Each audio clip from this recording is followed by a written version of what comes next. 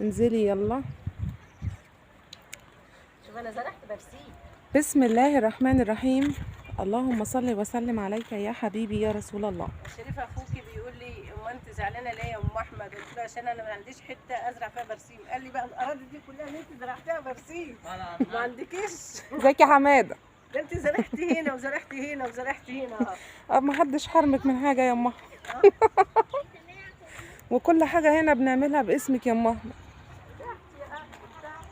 ازيكم يا احلى عيله واحلى اخوات في الدنيا. طبعا النهارده احنا هنعمل روتين يومي جميل كده.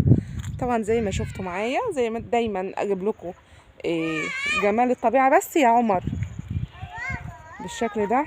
طبعا انا مشيت وراكي. شايفه الطينه؟ حلو حلو. دلوقتي اول حاجه هنعملها احنا هنشوف الزرع بتاعنا. يعني ايه يا ام اسامه؟ يعني زرعه البرسيم اللي احنا ما زرعناهاش مع بعض، اللي انا ما فكرتش اساسا اوريها لكم وانا بزرعها عليه الصلاه والسلام. دلوقتي احنا زرعنا شويه برسيم. طب تعالي اقعدي على هنا اهو عند الفرن عشان تبقي باينه وانت بتتكلمي. ما انا عايزه اجيبك وسط الخضره كده زي طور الله في برسيم. والله لسه بقى طول الوقت. بصوا، لا انا بهزر يا محمد، ده انت حبيبتي، ده انت اختي الكبيره. زرعنا شويه البرسيم من غير ما يتعقبوا. ايش السريس؟ بصوا هوريكم بقى السريسه وهي طالعه لسه. ده انا لقيت واحده في السوق نازله تشتري تقوي سريس مخصوص. كانت تيجي تاخد من عندي. طب ليه بقى؟ لا ليه عايزاه ليه؟ بيزرعوا بطن واحده. بصوا الارض. بصوا السريسه. ده البرسيم، ده برسيم، ده برسيم. السريسه اهو يا جماعه. شايفين العريضه قوي دي؟ العريضه الاقرب من البرسيم. بالله انا ما عارفه ان ده البرسيم ولا ده السريس. البرسيم اللي طالع تحت خالص. ازاي بقى؟ والله هو اللي طالع لسه تحت خالص. معقول؟ بصوا. طب حتى هنشوف طالعه سريسه. حتى الملوخيه اهي. بصوا الملوخيه اللي انا زرعتها اهي طالعه ملوخيه اهي لسه نونه اهي. ده انا دوست عليها كمان يا حلاوتي. اللهم صل على النبي. الله اكبر. ده البرسيم اهو. على فكره ما طلعش هنا العريض قوي ده سريس. تمام. الملوخيه طالعه، مش طالعه كلها. بصوا حتى انا زرعت هنا. بصوا الجرجير طلع بس الارض طينه. والخس برضو شد حلو اهو. المهم بقى ايه؟ ما تعقبش البرسيم بقى كله سريس. علي صوتك يا اخت امها. ما تعقبش البرسيم بقى كله سريس. كده حلو. ان شاء الله السنه الجايه هنبيته ونعقبه وننضفه ان شاء الله من السريسه والحموله. اما نيجي نعقبه ولا نعمله هبقى اعمله لكم فيديو واوريه لكم ازاي بنفصل البرسيمه عن السريس، عن الحموله، عن الحشيشه، عن العلاق اللي فيه. ده كله طالع الحمد لله دلوقتي كده كله سريس.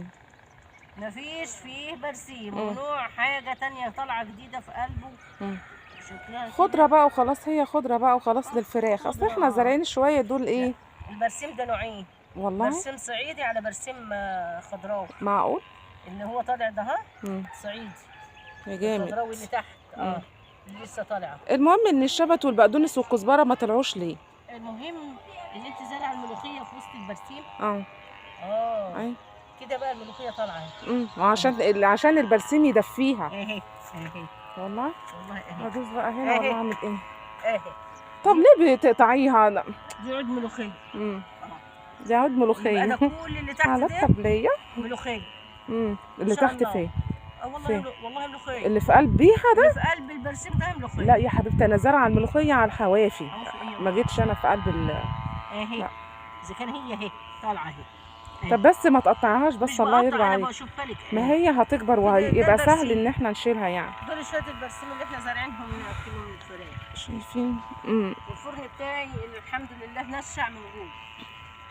ومن هنا زرعنا هنا ايه؟ الكزبره ما طلعتش ليه؟ الشبت والبقدونس لسه طالع اهو. الشبت لسه طالع بعد العود. والكزبره ما طلعتش لسه برضه. لا طالعه على فكره انا شايفاها بس بسيطه قوي. الجرجير ما شاء الله اللي طالع ايه. هو الجرجير بيسبق نفسه كده. سبحان الله. والقمح طلع اللي احنا زارعينه اهو. بس لسه الفول ما طلعش. امي بس يلا امي خلينا نكمل اللي احنا هنعمله. بس احنا حبينا نشوف البرسيم بتاعنا. انا بحب ابص عليه كده، بحب ابص عليه بيعجبني شكله ومنظره. ايام البرسيم دي بتبقى ايام جميله. الواحد يصحى من النوم كده يبص يلاقي الارض خضره كلها بس خضار جميل يعني الطبيعه. يلا يا امه الله يرضى عليكي. بصوا بقى ام احمد بتفرش، هتعمل فرشه بقى. طب انا عايزه اقعد انا كمان يعني، عشان حرام عليكي كده.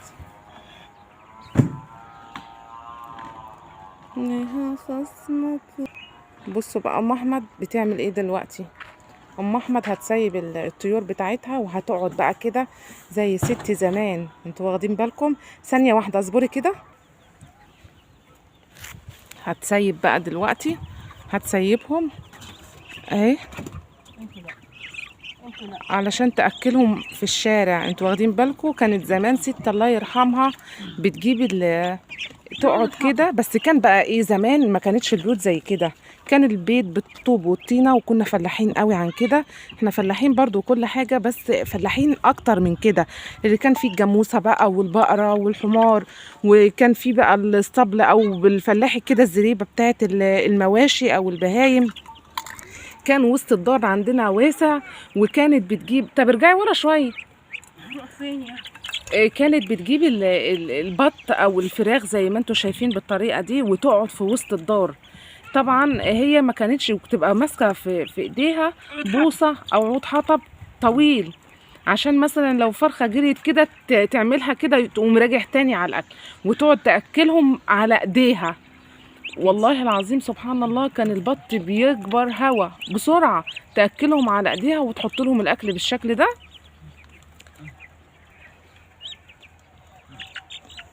فطبعا ام احمد فكرتني بالذي مضى. عندها بقى ام احمد عملت عشه بالخشب بالطريقه دي، وعملتها دورين. ما شاء الله ام احمد اختي دي دماغها ذريه.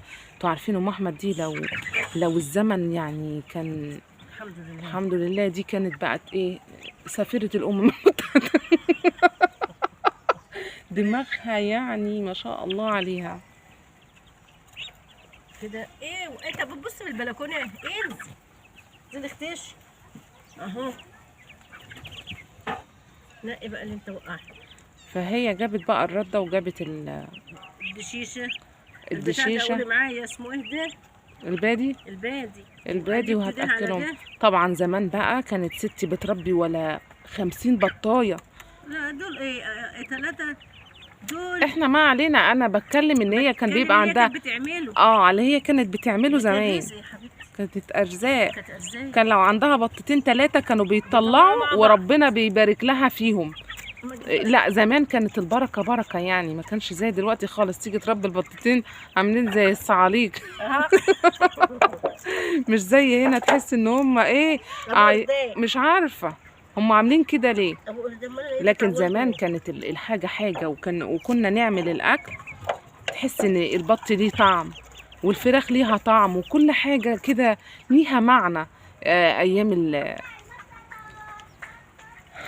اللمه هي الحمد لله كانت كل حاجه ليها طعم كده. مش عارفه سبحان الله البركه كانت حاطه قوي.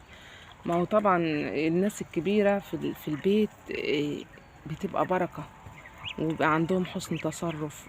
بيبقى مش سبحان الله يعني. البيت اللي فيه ست كبيره، جدتي وجدتكم او ستي وستك يعني، ده بيبقى بيت كله بركه. والله العظيم بيبقى كله بركه. التصرف سليم، العمايل بتاعتها كده باتقان وبحذر، ويعني بحاجه كده انا مش عارفه اوصفها، وبتعمل كل حاجه حلوه. الله يرحم الجميع بقى. والله كانت تقول لي اكلي البط، قومي يلا حطي للبط شويه عشان منابك يكبر. لكم ايه يا ولاد؟ شويه برغولي كانت بتغرينا عشان منابنا يكبر. ولا شويه مفروطه. قومي اكلي البط او تجيب البرسيم. والله العظيم كانت بتجيب البرسيم وتقعد تخرط. سبحان الله يعني دلوقتي انا عشان اخرط شويه برسيم بخرطهم بالعافيه، بيوجع السكينه بتوجع فيه. اللي هي بقى تمسك السكينه تسنها سنه محترمه، وتمسكها بقى ايه تخرط البرسيم. ويوماتي على الله لازم تاكل الطيور برسيم. ما كانش فيه فرخه ولا بطه بتاعيه زي دلوقتي. انتوا واخدين بالكم؟ ما كانش فيه حاجه من الحاجات دي. خلاص نزليهم تحت طالما هم نفسهم في التحت كده. كنا ناكلهم. لكن دلوقتي تقول لك لا امنعي الخضره عن الطيور احسن، الطيور بتموت. لكن ما كانش فيه الكلام ده، ما كانش فيه الكلام ده خالص. قول كده وريني نفسك، ما عرفوش. ده الروتين اليومي بتاعنا النهارده. يا ريت ما تنسوش ام احمد باللايك، ويا رب الفيديو يعجبكم. يا ريت ما تنسوش ام اسامه بدعمكم ليها. دي حاجه كده، دي حاجه بسيطه كده من الريف بتاعنا البسيط. هو مش زي زمان، بس احنا في الريف برضو. الريف بتاعنا الجميل وجمال الطبيعه يعني. وحاجه بصوا ام احمد حبت يعني تبقى طبيعيه على الاخر، حتى جابت علبه العسل قدام قهوه وجابت فيها الميه. طبعا يا جماعة، نلتقي في فيديو قادم إن شاء الله، والسلام عليكم ورحمة الله وبركاته.